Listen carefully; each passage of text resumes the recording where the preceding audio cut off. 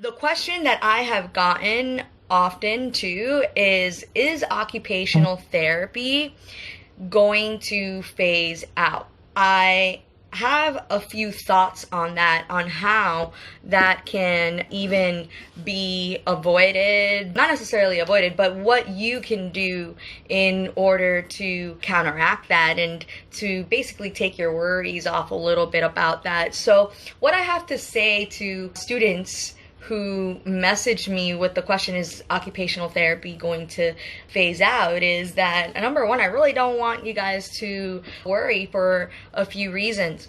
This is a profession that has been around for over 100 years, and it is a profession that is very established. Now, is it recognized in the way that it should be? Probably not, and that's something that you guys are going to need to consider and think about as you guys make this choice of whether this is the right profession for you. I think it's really, really important for you guys to consider that. But at the end of the day, this is a profession, like I said, that has been around for over 100 years now, and it's not going anywhere. The issue right now within the profession are really what I think two things that are going to affect you as you guys get into OT school and become new grads is two things. The first issue is the amount of OTs that are being pumped out by all these occupational therapy schools and occupational therapy assistant programs. So that's one thing to consider when thinking about whether the profession is going to phase out. The issue is not whether it's going to phase out, it's the amount of people that are being pumped out of these programs and what that means for you. We have, according to the American Occupational Therapy Association, about over 45,000 applicants. Let me be more clear. Sorry about that. 45,000 applicants a year between master's and doctoral programs. Like, we have 45,000 people applying to these programs. That is a crap ton of people. 45,000 people a year are applying to either a master's or a doctoral program in occupational therapy. But how many are getting accepted? Only 7,000 people a year are getting admitted into these programs. And these 7,000 people are not really being as well prepared for the things that are coming their way. I, for example, knew that it was important for me to document the things that I was doing with my patients correctly and to do billing a certain way and whatnot. But I really didn't fully understand what that meant for a profession as a whole and it even phasing out. If you want to make sure that this profession is worth it for you, then you need to learn a certain set of soft skills that are going to allow you to succeed and keep the profession going. Again, it's not that the profession is going anywhere. You know, like, you can't tell me that as people age and as children are being diagnosed with autism, or people get an amputation, in their hand, or cut their hand with a machete and get a flexor tendon repair, that they don't need my services. The issue, again, is not that the profession is going to phase out, or that our services are not needed. It's about the reimbursement rates that these insurance companies are paying out for OT services. It's about the number of OT students that are being pumped out of these programs.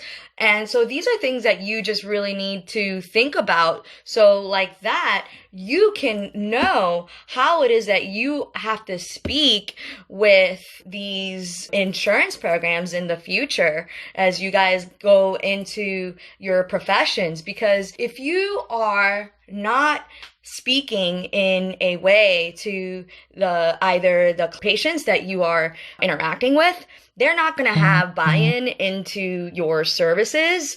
They are not going to understand why it is that they need your services. And you're also not articulating well as to why they should pay for those services or why someone else should be paying for those services. So again, this is where that needs to be addressed. It's not necessarily whether it's a profession that's no longer going to be needed and that we are becoming, I hear more and more like physical therapy. Like, again, I think the issue that we are having is in terms of insurance rates and people not really knowing how to communicate well as to why these services need to be paid for. So if you're going to be successful in this profession, that is something that you're going to need to work on. And that's a soft skill that is very, very essential.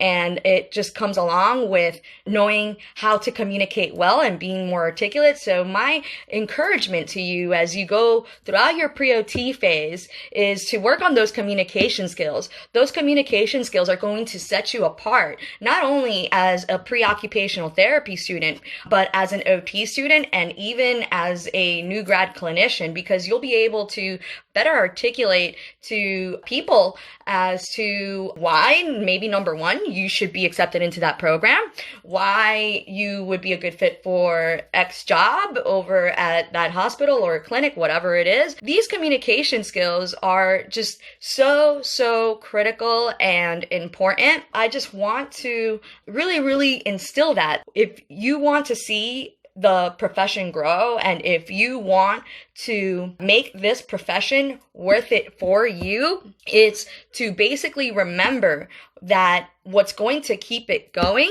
is going to be your communication skills and your ability to articulate what occupational therapy even is and what you do as an occupational therapist. So I think that these are just very, very important things that you need to think about when asking even the question, is OT going to be phased out? Because I just really want you guys to hold on to the fact that, again, this is a profession that has been around for over 100 years, and it is still a profession and services that is needed. I really don't foresee it going anywhere, and I want you guys to also remember that the Bureau of Labor of Statistics is projecting a growth and need in our profession. They are expecting it to grow, quote unquote, faster than average at an 18% growth rate in the next 10 years, between 2018 last year and 2028. As you consider these things and think about these things, I think it will show you a little bit more about how it's not really necessarily, like, it's not that it's going to be phased out, it's that you need to learn certain skills. You need to, again, learn how to communicate as to why certain services need to be covered or why they need your services. You need to be able to just also know your worth as a clinician, because that's what's going to allow you to keep yourself going in this profession. And if you keep yourself going, obviously, the more people keep on with the profession, the more it stands and the more it's recognized. So work on your communication skills. Learn the value of building that rapport with patients and clients, so like that you can articulate what it is as an occupational therapist, that what it is that you do. I think that if you learn how to do those few things, communicate, learn how to speak about why your services are needed and why those services should be paid, it's going to make a huge difference in your career in the future personally and on a more global or national scale, because you'll be able to talk about the benefits of what you are providing and the quality of service that you can provide. Think about that, and instead of focusing on whether it's going to be phased out, how it is that you can make this profession worth it for you, whether it's knowing your value, knowing how to enhance your communication skills, and it's going to just, things will fall more and more into, if you learn how to communicate, that's not going to be an issue. Our profession really is not going anywhere. If you guys have any suggestions too for a topic or question that you would like addressed, please go ahead and put it down in the comment section down below, or shoot me a message and I will make a live or address a certain issue that you want addressed. I will talk to you guys later. Bye.